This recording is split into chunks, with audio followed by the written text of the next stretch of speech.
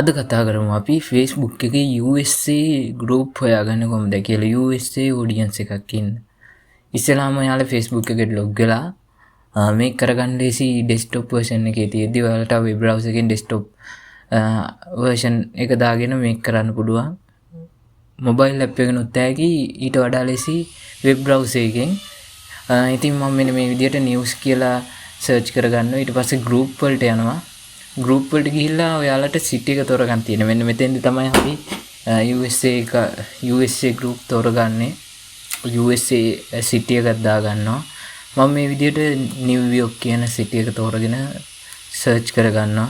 මම New York කියන city එක තෝරගත්තට පස්සේ research result එක එනවා. ඊට පස්සේ ඔයාලට පුළුවන් public group දෙන්න, private group නැත්නම් suggest වෙනවා. private group වල අපිට post දාන්න බෑ සමහර ඒවා වගේ. ඒක නිසා public group දෙනවා. නැත්තම් මේ ටික එක අයින් කරලා කමන්නේ. ඔන්න ඔය විදිහට එනවා. මම ඊට පස්සේ ඕක ඕපන් කරගන්නවා tab වලට.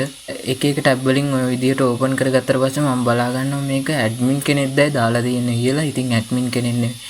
ඊයාර අවසාන post ටික දාලා තියෙන admin කෙනෙක් නම් ඒකේ ඔයාලට post දාන්න බෑ. admin ලට විතරයි post දාන්න පුළුවන්. මේ මම තෝරගත්ත සේරම post වල මේ group වල admin ලා නෙවෙයි වෙන group members ලා දාලා තියෙන post.